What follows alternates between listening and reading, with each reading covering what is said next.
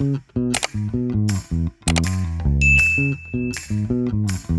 ұрып-соғып, өлген полиция қызметкерін көлікпен қағып кеткенін мойындауға мәжбүр етеді. Ол тіпті мойынсұнбаса, анасын өлтіремін деп қорқытады. Келесі күні Янг детективтің оған мүлдем жаңа кроссовкалар сыйлағанын білу үшін оянады. Ол қатты қуанды, бірақ ол учаскеге жеткенде, ол жерде ұрып-соғып, қанға боялған, жасамаған қылмысын мойындаған досын тауып алады. Янг мұның артында әлдеқайда күшті біреу тұрғанын түсінеді және оның кім екенін анықтауға тырысады. Бірақ оның досы сөйлесуден бас тартып, оған аулақ жүр дейді. Абдырап, жүрегі ауырған Янг оны шығарып салу үшін мейрамханадағы досының анасына барады. Ол өтірік айтады және ұлының шындықты одан жасырып, шетелге кеткенін айтады. Кейінірек ол өлтірілген офицердің жерлеу рәсіміне қатысты. Сол жерде ол полиция қызметкерін байқады. Оның үстінде соқтығысқан жүргізушімен бірдей таныс сағаты бар. Міне, бәрі басылды. Міне, ол нағыз қылмыскер. Ол оның артынан жүгірді, бірақ оның жүзін көруге уақыты болмады. Шешімді Янг учаскеге қайта оралып, әрбір полиция қызметкерін тексереді. Ақырында ол сол сағатты тағып жүрген ессіз полицейді байқағанша, ол оны ұстап алып, мен сені ақыры ұстадым, дейді. Бірақ бұл ақымақ өзін ақымақ етіп көрсетеді. Сен не туралы айтып тұрсың? Ол күзетшілерді шақырады, ал Янг кеңседен қуылады. Ол өз командасына оралғанда, детектив оған дәлелсіз ешкімді кінәлауға болмайды деп айқайлайды. Тағы да Янг өзін жалғыз сезінеді, бірақ жеңілмейді. Кенеттен бөлмеге киім кіріп, олардың командасына қосылғысы келетінін айтады. Детектив қуанып, оны жылы қарсы алады. Бірақ Янг мұны қаламайды. Ол қызғаншақ және Кимнің хананың қасында болғанын қаламайды. Ол Кимге өзінің әлсіз және қорқақ екенін ашық айтады. Ким, алаңсыз, Янгты дуэльге шақырады. Егер мен жеңсем, мен командаға қосыламын. Янг Кимді жұмсақ денелі деп ойлап келіседі. Олар ұрыса бастайды. Янг өз қорабын пайдаланады. Ол соққыға жығылды, бірақ Ким күлімсіреп, бұл соққы, дейді. Бұл бұрын болған. Енді болашақтың не әкелетінін көрейік. Ол көзілдірігін шешіп, бет әлпеті байсалды бола бастайды. Ким Янгтың қимылдарын таңғаларлық дәлдікпен талдай бастайды. Бірнеше секундтан кейін ол өзінің соққысын болжай бастайды және олардан оңай жалтарады. Содан кейін, бам, Ким Янгтың асқазанына қатты соққы беріп, оны жерге құлатып, жекпе-жекте жеңіске жетті. Хана жекпе-жек аяқталған сәтте пайда болады. Ол Янгтан неге құпия амалыңды қолданбадың деп сұрайды. Сен оны оңай жеңе алар едің. Янг өзінің ең жақын досымен жаттығу кезінде өткенін есіне алады. Досым, ол бір кездері спарринг кезінде дәл осы қозғалысты қолданған. Бірақ бұл өте күшті болды. Оның досы ауыр жарақат алып, сал болып қалды. Осы сәттен бастап Янг бұл қозғалысты енді ешқашан қолданбауға ант берді. Кінә әлі күнге дейін оны тірідей жеп жатыр. Келесі күні оның досының ісі туралы хабар барлық жерде таралады. Янг досының анасына барып, ақыры шындықты мойындайды. Ол мұны одан жасырды. Ол оны кешіріп, ұлына апару үшін үй тағамдарын береді. Ол Янгтан оған көмектесуін өтінеді. Ал ол, мен оның кінәсіздігін дәлелдеймін, деп уәде береді. Янг түрмедегі досына барып, шындықты айтуын өтінеді. Мен сені қорғаймын, бұл сенсің, дейді ол. Бірақ оның досы бас тартады. Ол қорқады. Осының бәрінің артында тұрған офицер психо тым қауіпті. Анасы мен балаларын қорғау үшін ол өзін құрбан етуге бел буады. Бірақ балалар бас тартпайды. Ол күдікті көліктің суретін басып шығарып, жол табу үмітімен барлық автокөлік жөндеу шеберханаларын аралай бастайды. Осы уақытта психо полицей Янгтың досының ізін жабуға көмектескен қылмыскерді өлтіріп жатыр. Мұның себебі неде? Кісі өлтіру кезінде қылмыскер сағатын төсегінің астына тастап кеткен.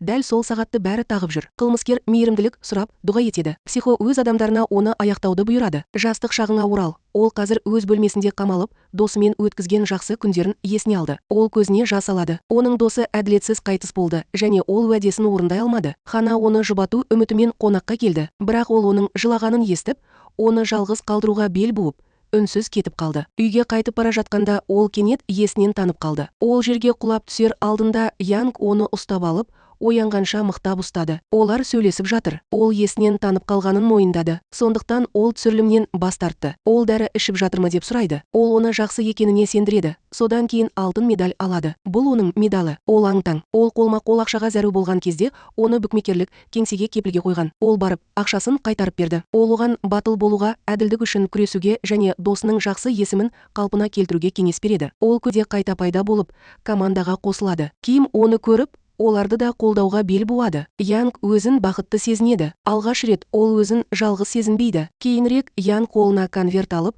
психиатрдың кабинетіне кіреді. Ішінде жазбаша кешірім бар. Психо Янг бас тартты деп ойлап, жымиды. Ол хатты бір жаққа лақтырып жіберді. Бірақ кетуге бұрылғанда Янг бұрылып, оны қатты ұрғаны сонша әйнекті сындырды. Мен боксшымын, дейді Янг салқын түрде. Мен ешқашан бірде-бір жекпе-жекте жеңілген емеспін. Әр қарсылас нокаутқа түсті. Сіз мұны рингтен тыс жерде бірінші болып сезінесіз. Ол шындық ашылғанша, сол психо бәрін төлегенше, оны іздеуді жалғастырамын, деп уәде береді. Бұл психо өзінен тыс. Енді ол бұл жай ғана жаңадан келген адам емес екенін түсінді. Янг өз командасына қайта оралды және олардың барлығы тергеуді жасырын түрде қайта бастауға келіседі. Өйткені ол ресми түрде жабылды. Детектив оларды екі командаға бөледі. Хана Киммен, ал Янг балуанмен жұптасады. Янның ашуланғаны анық. Ол Кимнің Ханаға жақындағанын ұнатпайды. Сондықтан ол олармен бірге көлікпен жүруді шешеді. Бұл барлығын күдіктендіреді. Бірақ олар бұған рұқсат береді. Олар психопатиялық полиция қызметкері мен оның бандасы туралы ақпарат жинай бастайды. Сол күні кешке Янг досының анасын тексереді. Оның мейрамханасының сыртында ол сенің ұлың қанішер деп жазылған граффитиді тауып алады. Жергілікті тұрғындар оны ұрып-соғып кет деп жатыр. Янг ашуланды. Ол таңертең оны көрмеу үшін түні бойы оның есігінен қорлауды алып тастады. Осыған байланысты ол үйде ұйықтап жатыр және келесі күні кешке келеді. Детектив оны офицер психо деп айтқанша оятуға тырысады.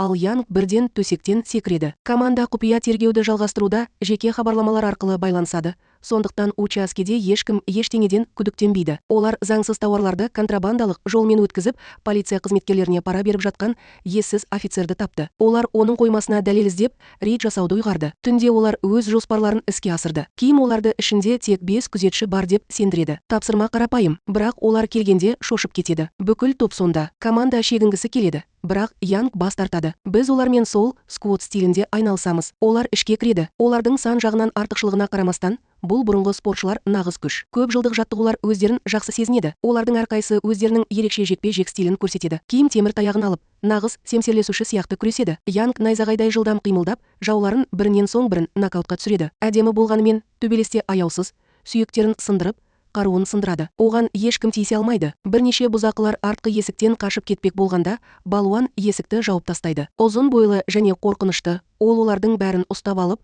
жерге лақтырады. Осы кезде Хана биік жерге көтеріліп, мергендердің мылтығын алып, банданы сызықшадағы құстар сияқты атып бастайды. Бірақ банданың бір мүшесі артқы есіктен қашып үлгереді. Команда ашулы. Бұл жігіт маңызды нәрсені білуі мүмкін. Ким қуып жетеді. Бірақ ол оны қуып жеткенде, ер адам әлдеқашан өліп қалған. Ол дененің үстінде тұрған нинзаны көреді. Нинзаның ер адамды өлтіргенін түсінген Ким шабуыл жасайды. Қатты төбелес басталады. Бірақ нинза найзағайдай жылдам. Ол Кимді құлатып, жақын жерде күтіп тұрған көлікте қашып кетеді. Полиция келіп, барлық заңсыз тауарлармен бірге банды ұстайды. Бірақ ешкім ессіз полицейге хабарлауға батылы бармайды. Келесі күні психопат не болғанын біледі. Ол ашуланды. Команда оған жақындап келеді. Ол кеңсеге кіріп кетеді. Ол пара берген полиция қызметкерінің кеңсесінде оған ескертпегені үшін аяусыз ұрып-соғып, қолын сындырады. Содан кейін ол оған Янгқа тыңшылық жасауды және оның әрбір қадамы туралы есеп беруді бұйырады. Әйтпесе ол келесі болады. Осы уақытта Янг және оның командасы психопаттың соңынан еріп, бұлтартпас дәлелдер іздей бастайды. Психо оның соңынан еріп келе жатқанын түсінеді. Ол тар аллеяға сүңгіп кетеді. Олар оның соңынан еруге тырысады, бірақ оның ізін жоғалтады. Бірақ Янг бас тартудан бас тартады. Ол жақсырақ көру және орналасқан жерін анықтау үшін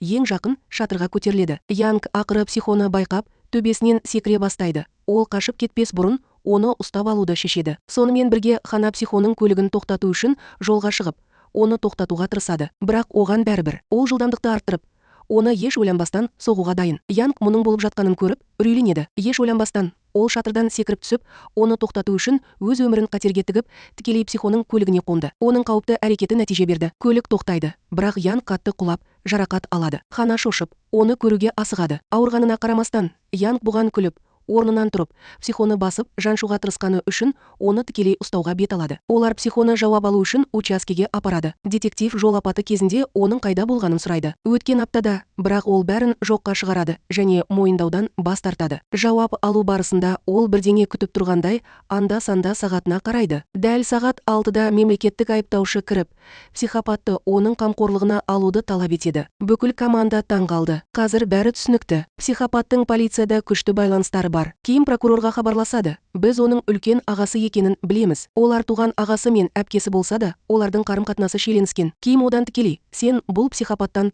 пара алып жатырсың ба деп сұрайды. Оның ағасы салқын түрде мен жай ғана бұйрықтарды орындаймын деп жауап береді. Янг ашуын баса алмайды. Ол оған қарсы тұру үшін психопаттың артынан жүгіреді, бірақ бұрын алған жарақатынан кенеттен есінен танып қалады. Психопат өзін жеңімпаз ретінде сезініп күледі. Команда Янгты ауруханаға апарады. Дәрігер олардың жақсы екеніне сендіреді, бірақ оған демалу керек. Детектив ханадан қасында болуын сұрайды, өйткені ол тек тыңдайды. Тек ол құлықсыз келіседі. Оны бақылап отырғанда ол телефонын тексеріп, бір кездері оған сыйлаған стикерді тауып алады. Ол оны әлі күнге дейін сақтап жүргеніне таңғалады. Ол туралы қауесет тарағаннан кейін оны жұбатқан күні есіне түседі. Ол көгерген жерлерін жасыру үшін маңдайына жапсырма жапсырды. Бұл естелік оның жүзіне күлкі ұялатады. Кенет Янг ішке кіріп, оны қолында телефонмен көреді. Ол стикерді шешіп алмақшы болды деп ойлап, ол оны ұстап алады, бірақ сүрініп, үстіне құлап түседі. Олардың көзқарастары тоғысып, ауа айтылмаған сезімдерге толы. Сәт қыза салысымен медбике кіріп, бәрін бүлдіреді. Ұялған олар шетке шығып кетеді. Хана тынығу үшін тыныш кетіп қалады. Бұл арада прокурор бастығының психопатпен бірдей сағаттары бар екенін байқайды. Ол полицияда тереңірек қастандық бар екенін түсініп,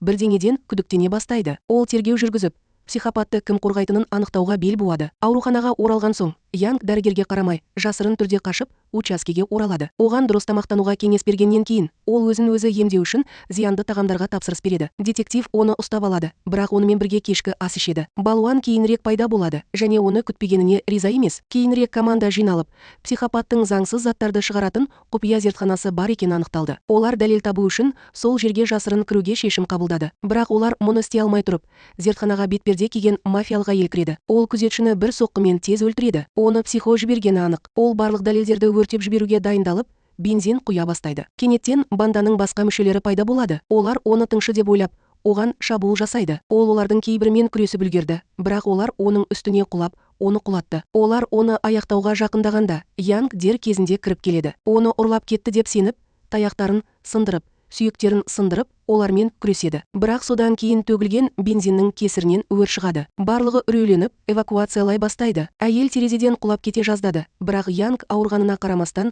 оны жараланған қолымен ұстап алды. Команда оны жіберуін өтінеді, бірақ ол бас тартады. Ол оның өмірін сақтап қалу үшін оны көтеріп алады. Олар оны жауап алу үшін учаскеге апарады. Ол амнезияға шалдыққандай кейіп танытып, байларға сату үшін банда оны ұрлап кетті деп мәлімдейді. Команда оған сенеді және оны куәгер ретінде қорғауға шешім қабылдайды. Хана оны үйіне қонаққа апарады, ал Янг екі әйелді де күзету үшін оларға қосылады. Ол тіпті оларға тамақ әзірлейді. Мафия қызы Янгтың өмірін сақтап қалғаны үшін оған ғашық болады, бірақ ол оның ханға қаншалықты қамқор екенін байқап, қызғанады. Ол онымен байланыс орнатуға үміттеніп, онымен бокс туралы сөйлесуге тырысады. Ол оның шеберлігіне тәнті болғанын айтады. Янг күлімсіреп, уайымдама, дейді. Бұдан былай тыныш ұйықтай аласың. Мен сені қорғаймын. Сол түні ол ерте ұйықтап қалды. Хана ояу, мазасызданып жатыр, себебі қызуы көтеріліп жатыр. Ол оған ақырын қарайды. Тобыр қызы оларды бірге көріп, қызғаныш сезімін тудырады. Келесі күні таңертең ол Хананы шетке алып, Янг екеуің біргесіңдер ме деп сұрайды. Хана үрейленіп,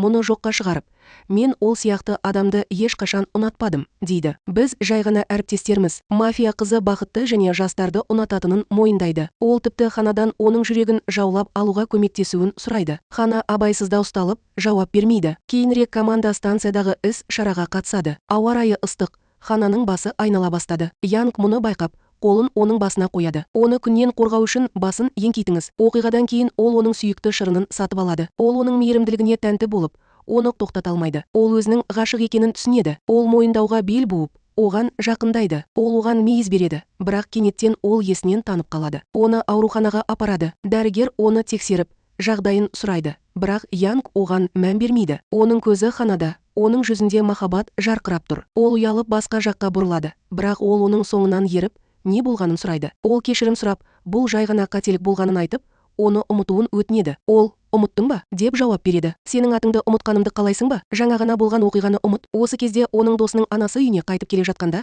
оның мейрамханасының есігіндегі граффитиді сүртіп жатқан балаларды көреді. Олар оған Янгтың балмұздақпен емдегенін және оның көңіл күйін көтеру үшін мұны істеуін сұрағанын айтады. Оны үйдің ішінде тамақ пен дәрі күтіп тұр. Ол қатты әсер етті және Янгты итеріп жібергеніне өкінеді. Ол оған кешірім сұрап хабарлама жіберіп, оған баруын өтінеді, өйткені ол оған ұл сияқты. Янг кешірілгеніне өте қуанышты. Кейінірек, учаскеде болған кезде, мобстер қыздың анасы оған келіп, қызын құтқарғаны үшін алғыс айтады. Ол оған тамақ пен сыйлықтар береді. Янг шошып кетті. Ол ақыры мойындау мен сүйіспеншілікке ие болады. Ол кеңсеге кіргенде, кимді көріп, өзін бәсекеге қабілетті сезінеді. Сен оның анасын таң қалдырған шығарсың, бірақ мен оның жүрегін жаулап алдым. Детектив Янгқа жаңа тапсырма береді. Олар күдіктінің соңынан ерген кезде банда мүшелерінің бірі мұны түсінеді. Оның соңынан еріп жасырынуға тырысады. Янг пен Ким оны докторға дейін қуып жетеді. Күдікті қайыққа секіреді. Янг оның соңынан еруге тырысады, бірақ сүрініп суға құлап кетеді. Ол суға бата бастайды. Ол жүзе алмайды. Балуан тез әрекет етеді. Ол өзінің керемет күшін пайдаланып, құтқару шеңберін алыстан лақтырып, оны сәтті құтқарады. Осы уақытта Ким күдіктіні сәтті ұстағаннан кейін қайтып келеді. Команда оның ақылдылығы мен күш-жігерін жоғары бағалайды. Бұл Янгтың наразылығын тудырды. Содан кейін Янг заңсыз заттарға толы қорапты тауып, қылмыскерді жауапқа алады. Бірақ ер адам психопаттың атын айтудан бас тартады. Янг ренжіді. Оның әлі күнге дейін нақты дәлелдері жоқ, және ол барлық істі жалғыз өзі жүргізіп жатқандай сезінеді. Вокзалда ол жасырынып алмақ болған орта мектеп оқушысын байқайды. Оның жеке куәлігі жоқ. Олар оны қуып бара жатқанда, ол сүрініп құлап қала жаздады. Бірақ Ким оны дер кезінде көтеріп алды. Қыз басын көтеріп, оның сұлулығына тамсанып, рахметін айтып, бір көргеннен ғашық болады. Көп ұзамай детектив келіп, қызды көріп шошып кетеді. Ол оның қызы. Ол одан мұнда не істеп жүргенін сұрайды, және оның мектептен қашып кеткенін біледі. Ол полиция қызметкеріне оны үйіне апаруды бұйырады, және ол жұмысын аяқтап, оған келгенше сонда қалуын айтады. Содан кейін ол командамен бірге жүреді. Ким психопат пен оның бандасы туралы жаңа ақпарат алды. Ол психоның заңсыз тауарларды теңіз арқылы контрабандалық жолмен өткізіп жатқанын айтты. Өйткені ол жасырын түрде портта кеден қызметкері болып жұмыс істейді. Янг аң-таң болып, дереу барып, оны тұтқындағысы келеді. Бірақ Ким оны тоқтатып, қала әкімінің психопатты қорғайтынын түсіндіреді. Шындық бұдан да жаман екені белгілі болды. Дәл осы сәтте психо әкімнің кеңсесіне баса көктеп кіріп, оған шабуыл жасап, оны аяусыз ұрып соғып, бетін сындырып алды. Әкім полицияға оның пакеттерінің бірін тәркілеуге рұқсат берді. Бірақ біз әкімнің психопаттан қорқатынын білеміз. Ол оған өзінің саяси билігі үшін қарыздар. Дәл осы психо оны меретіп тағайындады. Сондықтан ол оны қуыршақ сияқты басқара алады. Психо Янгтан кек алуға ант береді, және оны өз жолынан біржола алып тастау үшін оны азапқа салуды жоспарлайды. Сол күні кешке Янг және оның командасы мейрамханада кешкі ас ішіп отырды. Детектив кешірім сұрап, дәретханаға барды, бірақ бұл тым ұзаққа созылды. Уайымдап, олар оның жағдайын тексеріп, оның еденде ес-түссіз жатқанын анықтады. Кенеттен біреу оның мылтығын ұрлап, биік жерге көтеріліп, жан-жаққа қатты оқ жаудыра бастады. Оқ атқан адам тапаншасын бір оқ қалғанша атып тастайды. Содан кейін жымиды. Оның тағы бір нәрсені жоспарлап отырғаны анық. Янг және оның командасы ұрланған қаруды іздеп жатыр. Дәл осы сәтте оларға телефон соғылады. Мафия қызы қашып кетті. Бұл оның осы уақыт бойы бандамен жұмыс істегенін растайды. Күтпеген жерден курьер Янгқа қорап әкеледі. Ішінде детективтің мылтығы қазір атылды ма? Содан кейін Янгқа тағы да телефон соғылады. Бұл оның ең жақын досы. Досының анасы ауырып айқайлайды. Оған қауіп төніп тұр. Ол оның үйіне қарай жүгіреді. Бірақ ол жерге жеткенде оны жедел жәрдем көлігі алып кетеді. Оған көмек тым кеш келгенін айтты. Янг шарасыз күйде. Ол оған қамқор болған кездерін,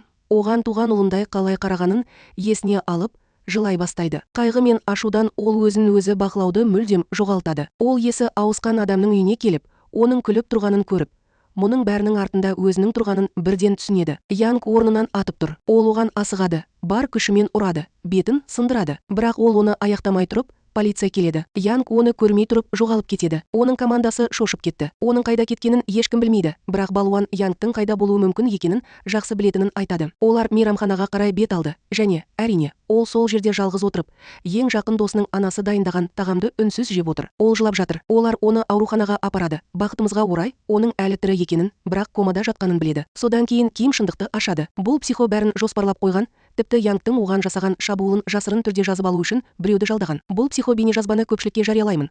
Олардың барлығын жұмыстан шығарамын, және егер олар бұл істен бас тартпаса, команданы таратамын деп қорқытады. Команда шошып кетті және не істерін білмей қалды. Янг бәріне өзін кінәлайды. Ол бақылауды жоғалтып, команданың миссиясын орындауға кедергі келтіргеніне өкінеді. Ол детективке барып, отставкаға кетуді ұсынады. Бірақ детектив оған, бұл сенің кінәң емес, менікі, дейді. Менің топ жетекшісі ретіндегі жұмысым сені қорғау. Ол оны жұбатып, берілмеуін айтады. Олар психопатты ұстап алып, оны жауапқа тартуы керек. Янг өзегіне дейін қозғалады. Ол оған алғыс айтады. Келесі күні команда қандай жағдай болмасын тергеуді жалғастыруға шешім қабылдады. Сол түні Янгқа ауруханадан қоңырау түсті. Ол жерде психопат бар. Шошып кеткен ол оған қарай жүгірді. Оны көргенде ол қатты ашуланды. Сен неге осындасың? Ол жауап талап етеді. Психопат күлімсіреп жауап береді. Мен оған қонаққа келдім. Ол Янгты жарыла бастағанша мазақ етеді. Бірақ Хана оны ұстап, тыныштандырады. Психо кетіп бара жатқанда, Хана оның бетіне жеміс лақтырып, мұнда енді ешқашан келме, деп айқайлайды. Янг жымиды. Айтпақшы, Ол саған ғашық бола бастаған сияқтымын, дейді. Кенет дәрігер оны шетке алып кетеді. Сканерлеу нәтижелері шықты. Янгтың миында ақау бар екені белгілі болды. Ол есеңгіреп ауруханадан шығады. Хана бірдеңе дұрыс емес екенін байқап, не болғанын сұрайды. Бірақ ол мұны жасырып, дәрігер оған демалуға кеңес берді деп өтірік айтады. Команда келесі күні жиналады. Ким жаңа ақпаратпен бөлісуде. Психо қаланы басқаратын қаскөйден, өлімге әкелетін өлтірушіден, оларға опасыздық жасаған мафия қызынан және тіпті ескі жаттықтырушы Янгтан тұратын халықаралық қылмыстық синдикатпен ынтымақтасады. Олардың барлығы есірткі саудасымен айналысады және олардың барлығы қазір қалада, яғни маңызды нәрсе болғалы тұр. Команда оларды бақылауды жалғастырып, қылмыс орнында ұстауды шешеді. Бірақ кенеттен олардың бастығы кіріп, оларды әңгіме үстінде ұстап алады. Ол ашуланып, оларға бұл істен аулақ болуды ескертеді. Әйтпесе ол команданы таратып жібереді. Олар мойынсұнуға мәжбүр, бірақ бұл олардың көңілін қалдырады. Сол күні кешке олардың көңілі түсіп, үнсіз отырды. Янг өзін кінәлі сезінеді. Ол бәріне өзін кінәлап, басын желдету үшін жалғыз өзі кетіп қалады. Келесі күні ол көгерген және соққыға жығылған жерде пайда болады. Детектив шошып кетті және Янгтың тағы бір төбелеске қатысқанын болжайды. Ол ашуланып, оны сөгіп, тым көп қиындық тудырып жатқанын айтады. Ол Янгты командадан қуып жібереді. Янг жаншылып қалды. Сол түні ол ханамен сөйлесуге тырысып, оны қуып жіберді. Бірақ ол оны елемеді. Ол ашуланып, көңілі қалды. Келесі күні детектив бастықтың команданы қайтаруға келіскенін және Янгтың қызметіне қайта оралғанын біледі. Команда аң-таң. Олар шындықты білетін болады. Янг психозға барып, кешірім сұрады. Команданың қауіпсіздігі үшін өзін ұсынды. Сондықтан ол жарақат алды. Хана өзін қорқынышты сезінеді. Ол оны тыңдаудан бас тартты. Ол оны әдеттегідей кез келген жерден іздейді, бірақ таба алмайды. Ақырында ол үйіне қайтып келеді және оның итін емізіп жатқанын көріп шошып кетеді. Ол оны көргеніне қуанышты, бірақ сонымен бірге ренжіді. Неге біз үшін өзіңді қауіпке төндіресің? Ол сұрайды. Янг не болғанын есіне алады. Ол сол психодан кешірім сұрады. Психопат күліп, Янгтың жасы үлкен жаттықтырушысына оның орнына оны ұрып соғуды бұйырды. Жаттықтырушы оған аяусыз шабуыл жасады, ал Янг аяғынан әрең тұрды. Бірақ ол қарсылық көрсетпеді. Ол жаттықтырушы шаршап, қайтыс болғанын мойындамайынша, ол әр соққыны өзіне алды. Бұл жеңіліс. Сонда ғана бұл психо оған тағылған айыпты алып тастап, жұмысқа қайта оралуына рұқсат берді. Хана, сен бас тартасың ба? Деп сұрағанда, Янг есінен танып қалады. Ол оның көзіне қарап, ешқашан, дейді. Ол оған мейіз беріп, бұл жүрек, ол таңдауда қателеспейді. Ол қазірдің өзінде таңдалған, дейді. Біздің бала ғашық. Құрметті көрермен, келесі күні таңертең Хана ерте оянып, жұмысқа кетеді. Ол мектептегі іс-шараға командаға қосылады. Онда әр қатысушы балаларға семсерлесу, ату, бокс сияқты спорт түрлерін үйретеді. Янг оянғанда, ол оларға қосылуды шешеді. Детектив оны көргеніне қуанышты және істегені үшін алғысын білдіреді. Бірақ Янг Ханаға қарап, тұруды тоқтата алмайды. Жүректері оның көзінен шығып кете жаздады. Ол қызарып, «Ей, тоқта» деп сыбырлайды. Сен бізді балалардың көзінше әшкерелейсің. Бәрі бізге қарап тұр. Біз жеке өміріміз бен жұмысымызды бөлек ұстауымыз керек. Осы уақытта психобандамен кездесіп, олардың келесі контрабандалық сапарын жоспарлап жатыр. Олар жүкті портқа жеткізіп қойған және оны бүгін кешке тасымалдауды жоспарлап отыр. Бұл жаңалық Янг пен оның командасына жетті. Сол түні олар кеденші болып киініп, тексеру үшін портқа барды. Олар айналаның бәрін тінтуде, бірақ бұл шексіз контейнерлерге толы үлкен жер. Сол кезде Янг артқы жағындағы әйелді байқайды. Ол жақындаған сайын оның тобыр қызы екенін түсінеді. Ол оны итеріп, қашып кетеді. Ол оның артынан қуып, ақыры оны ұстап алады. Ол оның артында кім тұрғанын мойындауын талап етеді. Бірақ кенеттен ол ұстамасы бар деп жерге құлады. Олар оған көмектесуге тырысқанда, банданың екі мүшесі пайда болып, оларды ұрып соғып, ұстап алып, қашып кетеді. Янг қасында тұрған контейнерді есіне алғанша, команда ренжіді. Ол жүгіріп келіп, оны ашады. Ал ішінде оларға қажет барлық заңсыз дәлелдер бар. Команда қатты қуанды. Олар табысқа жетті. Олар сюжетке өздеріне сенімді, мақтаншақ және соңында батыр ретінде танылған болып оралады. Сол күні кешке команда мерекені тойлау үшін бір жерге баруды талап етті. Мерекеден кейін Янг Хананың үйінде қалуды жоспарлап отыр. Бірақ Ким олардың өсіп келе жатқан жақындығына қызғанышпен қарайды. Оларды ажырату үшін ол Янгты орнына өз үйінде түнеуге шақырады. Бұл арада банда олардың жақында сәтсіздікке ұшырағанына ашуланды. Бірақ психо оларды тыныштандырды. Ол контрабандалық жүк көлігінің нақты уақыты мен бағытын біледі. Ол оларға жүк көлігіне шабуыл жасауды, борттағылардың барлығын жоюды және тауарларын алуды бұйырады. Келесі күні команда екі топқа бөлінеді. Олардың бірі маршрутты күзетеді, ал екіншісі жүк көлігімен бірге жүреді. Бәрі бір қалыпты басталады. Бірақ кенеттен детектив белгісіз нөмірден қоңырау шалып, олардың тұзаққа түскенін ескертеді. Ол үрейленіп, Янгқа қарай көлікке секіреді. Банда мүшелері колонна дөңгелектерін тесіп жатыр. Ким Хананы қорғау үшін сыртқа шығады. Ол таяғын алып, шабуылдаушылармен күресе бастайды. Хана есін жиып, қарақшылардың көлікті қоршап алып, оны ұрламақ болғанын көреді. Ол олармен бетпе-бет кездесуге бел буады. Ол мылтығын алып, есікті ашып, оларды бірінен соң бірін атып бастайды. Оның көру аймағына тиген әрбір нысана құлап кетеді. Янг туннельге жасырынып жатқан банда мүшелерін табу үшін ғана жетеді. Бірақ ол аздап қорықпайды. Ол белбеуін қатайтып, аң сияқты алға ұмтылып, өзінің бок шеберлігін көрсетіп, оны аяусыз дәлдікпен жойып жібереді. Ол жабайы аңға айналып, жақтарын бір-бірінен алшақтатып, сүйектерін сындырып, жау шебін жарып өтеді. Бірақ олардың саны әлі де тым көп. Детектив оған алға шығып, Хананы құтқаруды бұйырады. Мұны маған қалдырыңыз, Янг тыңдап отыр. Ол туннельге асығады, бірақ мотоцикл мінген банда мүшелерінің шабуылына ұшырайды. Олар оны құлатады, бірақ ол бас тартпайды. Ол терезеден шығып,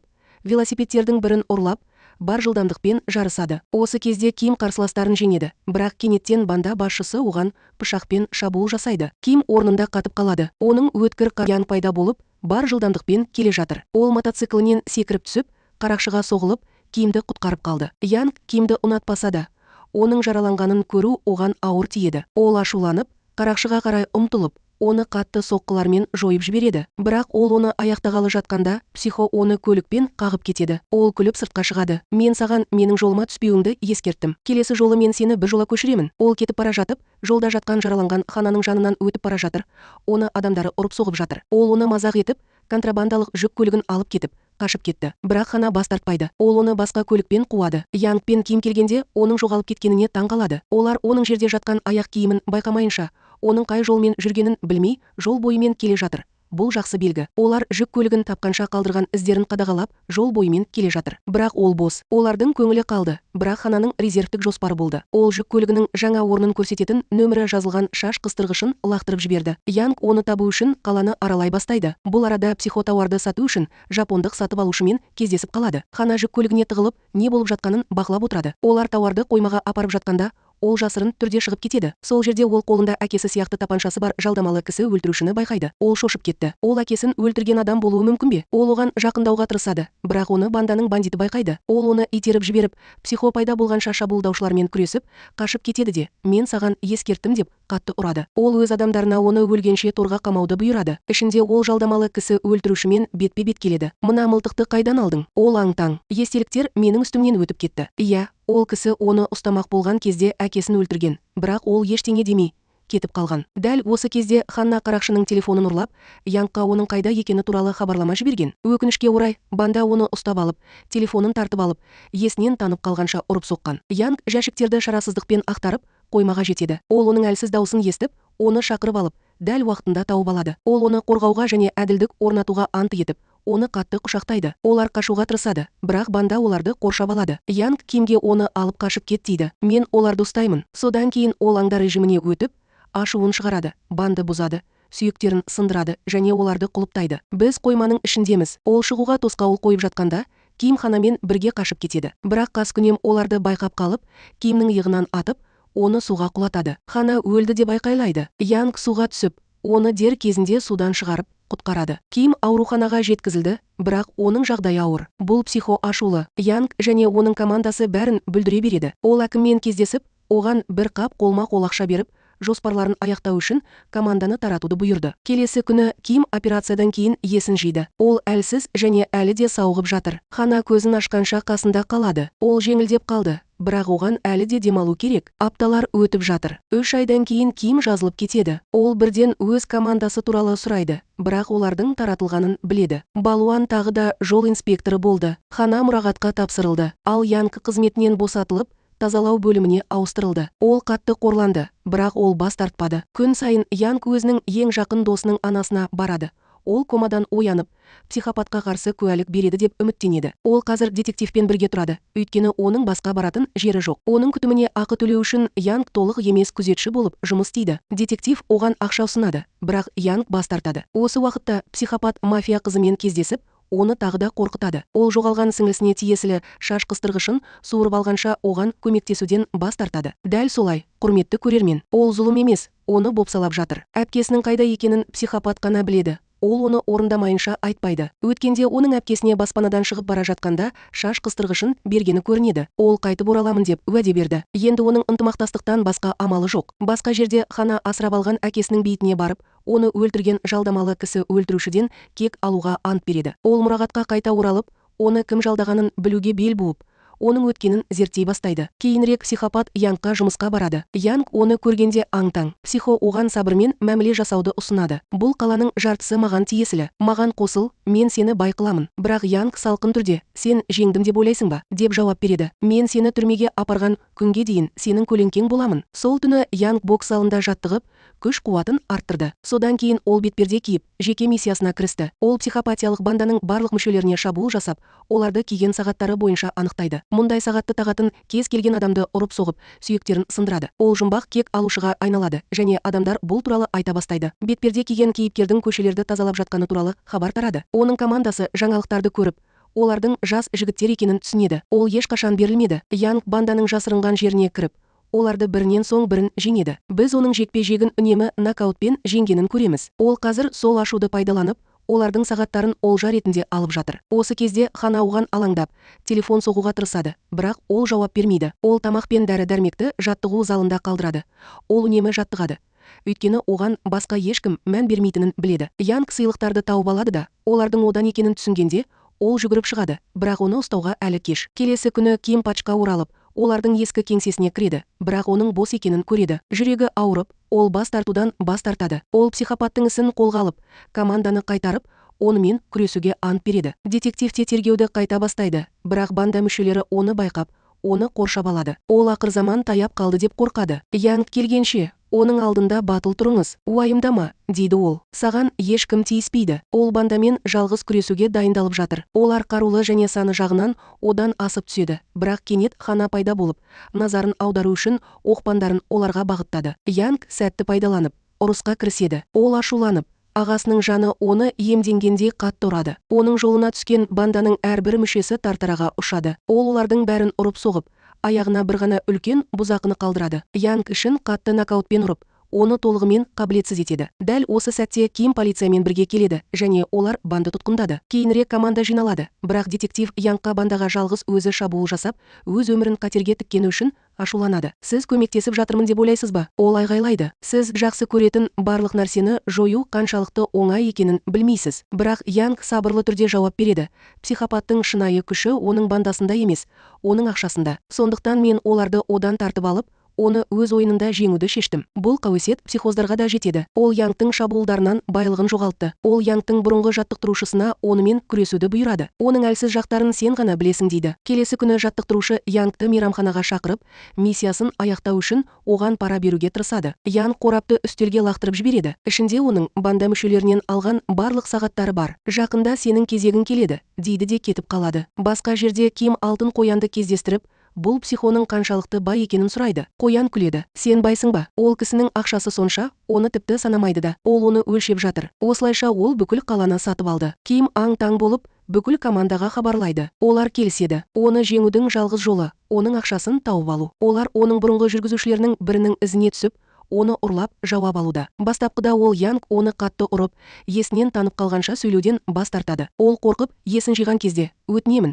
мен ештеңе емеспін, дейді. Мен саған бәрін айтамын. Ол оларға психопаттың жасырынған жерінің қайда жасырылғанын айтады. Толқыған жас барлық сайттарға кіріп, әрқайсында селфи жасап, суреттерді психопат ұнататын жерлерге жібереді. Ақырында ол қолма-қол ақша сақталатын қойманы тауып алады. Психофотоны көріп, сол жерге қарай жүгіреді, бірақ ол келгенде ақша жоғалып кетті. Янг бәрін алды. Ашуланған психопат айқайлайды. Сосын Янгқа қоңырау шалады. Мен сені бағаламадым, дейді ол, бірақ енді жоғалтатын ештеңем жоқ. Мен сені азапқа саламын. Янг күліп, трубканы қояды. Келесі күні Янг ұрланған ақшасын полицияға береді. Бұл оқиға желіде тарап жатыр. Не болғанын бәрі біледі. Янг және оның командасы құрметке ие болып марапатталады. Ақша жоғалып кеткенде банда психопаттан кетеді. Ол енді оларды өз үйінде ұстай алмайды. Тіпті тобыр қызы да оны тастап кетуге бел буады. Бірақ әлгі жынды оның мойнынан ұстап алады. Сен қайда бара жатырсың деп ойлайсың? Ол оның өміріне қауіп төндіреді. Жалдамалы кісі өлтіруші пайда болып, оны жіберуді талап етеді. Қаскөйлердің бірі мылтықты жалдамалы кісі өлтірушіге бағыттайды. Жағдай ушығып барады. Бұл 4 адамнан тұратын атысқа ұласып кете жаздады.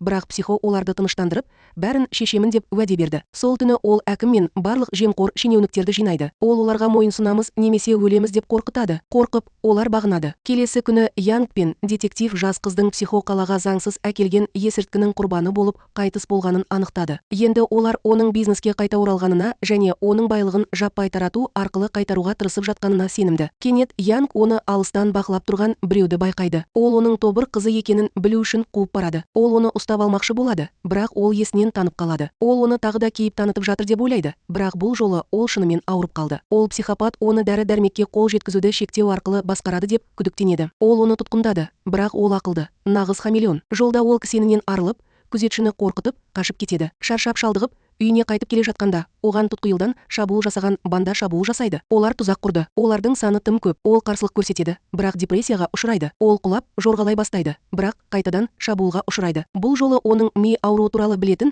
және оның басын нысанаға алған бұрынғы жаттықтырушысы. Янг соққыларға тосқауыл қоя алмайды. Ол есінен танып қалады. Ол есінен танып қалды. Кездейсоқ балуан өтіп бара жатып, жерде жатқан Янгтың телефонын байқап, қанды ізге түседі. Бірақ ол келгенде Янг жоғалып кетті. Оны ұрлап кетті. Янг психопатпен бетпе-бет оянып, бұл соңы деп күледі. Сенің артыңнан ешкім келмейді. Ол оны ұрып соғып, өлуге қалдырады. Бірақ көлеңкеден не болып жатқанын бақылап тұрған мафия қызы жарылып кетеді. Ол жастарды жақсы көреді. Соңғы сәтте ол оған антидот беріп, оның өмірін сақтап қалады. Янг есін жиып, қамалған торынан шығып, қашып кетеді. Ол көліктерді тоқтатып, жолға қарай жүгіреді, бірақ оған ешкім көмектеспейді. Банда оны қуып жетіп, оған тағы шабуыл жасайды. Ол қарсылық көрсетеді. Ол әлі де ауырады. Бұл арада психопат Янгтың басына сыйлық беріп, оның суретін жер асты әлеміне таратады. Қаладағы барлық қылмыскерлер оны іздей бастайды, бірақ Ким оны алдымен тауып алып, құтқарып, оны қауіпсіз жерге апаруға тырысады. Жолда оларға шабуыл жасалады. Ким қолынан жарақат алды, бірақ ең жоғары жылдамдықпен жүруді жалғастыруда. Ол ауруханаға жатқызудың тым қауіпті екенін түсінеді. Банда оларды сол жерден табады. Сондықтан ол Янгты прокурор ағасына апарып,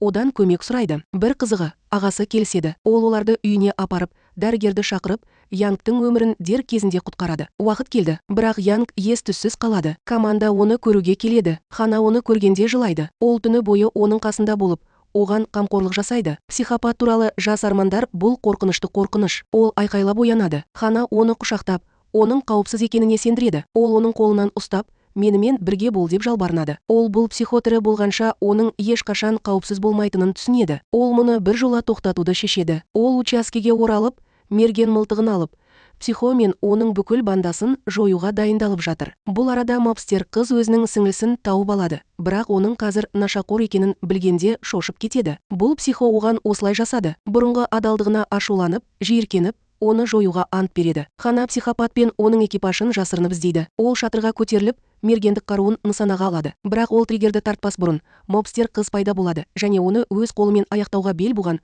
көлігімен психопатқа қарай бет алады. Бірақ оның оққағары оның жолын жауып тастайды және ол әпкесіне мұны кім жасағанын сұрап, орнынан тұрып кетеді. Бірақ олар тек күліп, мен сенің маған көмектескеніңді білемін. Сонымен бірге сен Янгқа да көмектестің, дейді. Содан кейін ол оны аяқтауды шешеді. Ол оны есінен танып қалу үшін оны тағы бір рет қатты ұрады. Ол өз адамдарын келіп, оны алып кетуге шақырады. Хана осы мүмкіндікті пайдалануды шешеді. Ол мергендік мылтығын нысанаға алып, атып жатыр. Бірақ өкінішке орай, оқ басқа біреуге тиіп, бомбаланып жатыр. Психопат таңғалды. Енді ол өзінің өміріне қауіп төніп тұрғанын біледі. Ол Хананы көріп, өз адамдарына оны алып кетуді бұйырады. Бейшара жігіттер, олар оны жай ғана қарапайым қыз деп ойлайды.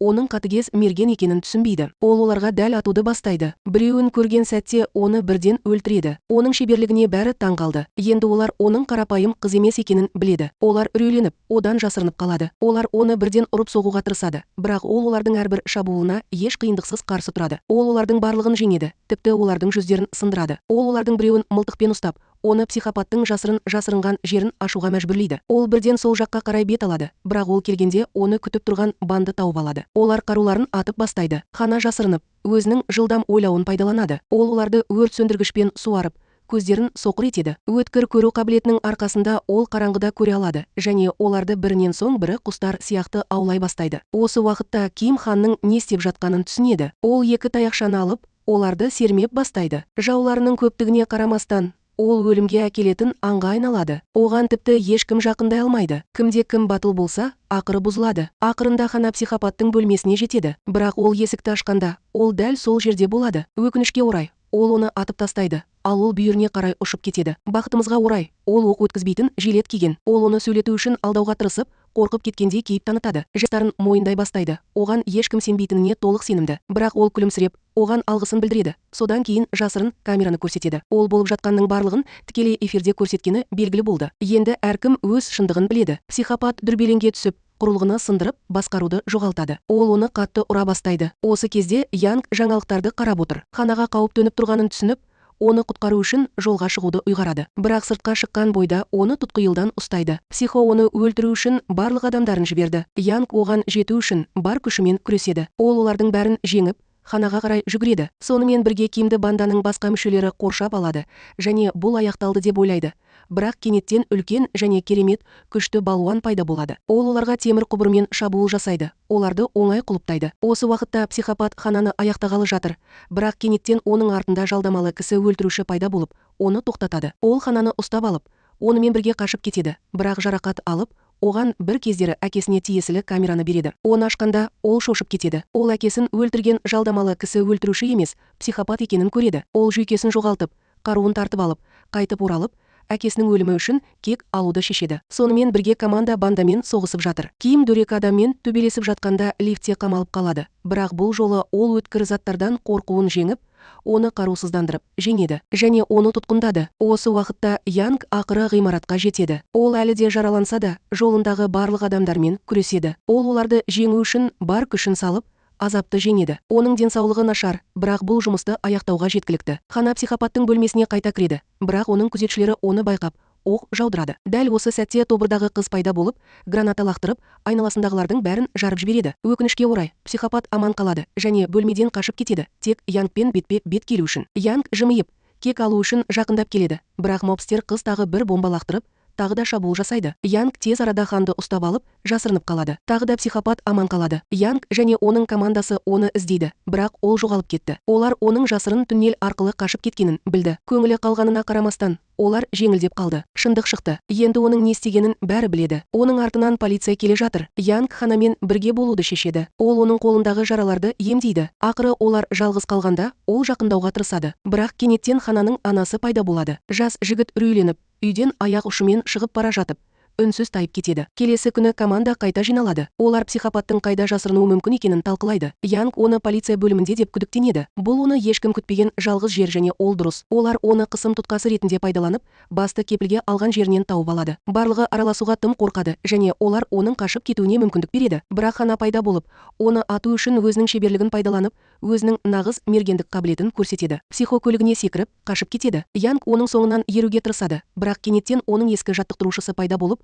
оны ұрып тастайды. Янгтың миының бұзылуының белгілері қайта оралады. Оның көру қабілеті нашарлайды. Жаттықтырушы бұл мүмкіндікті жіберіп алмайды және Янг жерге құлап түскенше оны қатты ұрады. Ол күліп, кетіп қалады. Ким келіп, Янгтың ештеңе көрмейтініне таң қалады. Ол оны мазаламау үшін оны ханадан тез жасырады. Ол Янгты сауығып кеткенше қасында боламын деп ауруханаға апарады. Янг қолын тигізіп, оған алғысын білдіреді. Бірақ ол ханамен кездесу үшін ауруханадан жасырын түрде қашып кетеді. Оны көрген бойда жүгіріп келіп, оны құшақтап алады. Хана бірдеңені жасырып тұрғанын сезеді, бірақ оған қысым жасамайды. Ол оның жақсы болғанына қуанышты. Команда қайтадан топтасады. Олар психоны елден қашып кетпес бұрын ұстауға бел буады. Алдымен олар психодан пара алған жемқор әкімді тұтқындады. Әкім үрейленіп, қашып кетуге тырысады. Бірақ ол қайда барса да, оны команда мүшелерінің бірі күтіп тұр. Олар оны орындыққа байлап, полицияға тапсырады. Әділдік орнады. Команда жеңісті тойлап жатыр. Кенет Янгқа телефон соғылды. Оның досының анасы ақыры комадан оянды. Ол қуанып, оған қарай жүгіреді. Оның қолынан ұстап,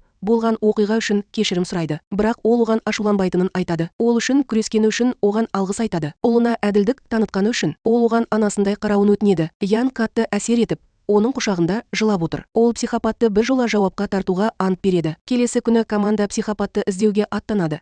Бірақ бастық Янгтың қауіпсіздігінен қорқып, оны орнында қалуға бұйрық беріп, полиция көлігіне кісендейді. Янг аң-таң, бірақ әрине бас тартпайды. Ол өзін босатып, олардың соңынан ереді. Ол тағы да ескі жаттықтырушысымен бетпе-бет келеді. Бұл жолы ол дайын. Ол назарын аударады, әр соққыдан жалтарады және кезегі келгенде өзінің жасырын өлтіру әрекетін қолданады. Ол бет сүйектерін сындырып жеңеді. Кенет хана пайда болады. Ол қатты ашуланады. Ол Янгтың ауруы туралы білді және оны одан жасырды. Ол оны үнемі өз өмірін қатерге тігіп жүргені үшін айқайлап, үйіне қайтуға мәжбүр етті. Ол түсіндіруге тырысады, бірақ ол оны кесіп тастайды. Ол кешірім сұрап, одан енді ешқашан ештеңе жасырмауға уәде беріп, оны құшақтайды. Ол оны кешіріп, қасында қалады. Кенет Янгқа командадан қоңырау түседі. Олар психопаттың тұрған жерін тапты. Олар сол жаққа қарай бет алып, оның көлігін байқайды, бірақ жақындаған бойда ол жарылып кетеді. Қаланың түкпір-түкпірінде тағы да жарылыстар болып жатыр. Иә, құрметті көрермен, әлем өртеніп жатыр. Психиатриялық ауруханада толық хаос болды. Ол қоштасу хабарын жібереді. Жоғалып кетпес бұрын, команда аң-таң болып,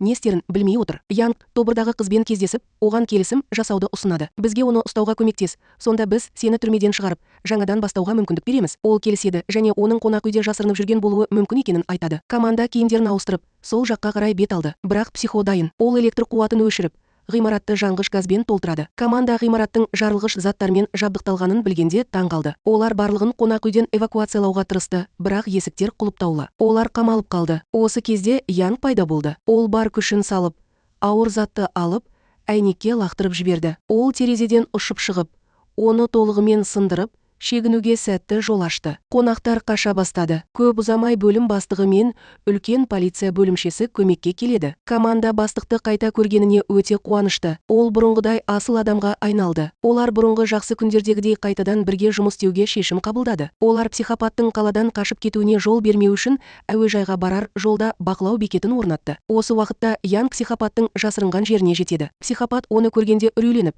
қашып кетуге тырысады, бірақ Янг оны тоқтатады. Мен сенің қылмыстарың үшін ақша төлемейінше өлуге жол бермеймін, дейді Янг. Кенет банда оларға тұтқиылдан шабуыл жасайды. Янг пен Ким қатар соғысуға мәжбүр. Олар жауларының сүйектерін сындырып, қатты соққылар жасайды. Хана оларды мергендік мылтығымен төбеден көтеріп, қауіп-қатерлерді өлімге әкелетін дәлдікпен тойтарады. Психо тағы да жасырынуға тырысады. Ол кемеге мініп, қашып кетемін деп айлақтарға қарай жорғалап барады. Бірақ Янг оның соңынан ереді. Янг оны бұрышқа қойғанда, психо түрмеде қайтыс болған досын еске түсіріп, оны арандатуға тырысады. Янг бұзылады. Ол бақылауды жоғалтып, ашуын босатады. Ол психоны аяусыз ұрып соғып, беті сынғанша және қанға боялғанша ұрады. Бірақ психо бәрібір мұны істеуден бас тартады. Түрмеге бар, маған қара, мен бұл дүниеден ешқашан ештеңе алған емеспін, деп күбірледі ол теңізге секірер алдында. Бірақ Янг оны оңай жібермейді. Ол оның артынан сүңгіп, бар күшімен жүзіп, оны дер кезінде ұстап алады. Ол оны жағаға шығарып, билікке тапсырады. Психопат тұтқындалып, ақыры істегенінің бәрі үшін жазаланады. Біз психопаттың өмір бойына бас бостандығынан айырылатынын білдік. Кейінірек Янг оған түрмеде жек көрушілікпен емес,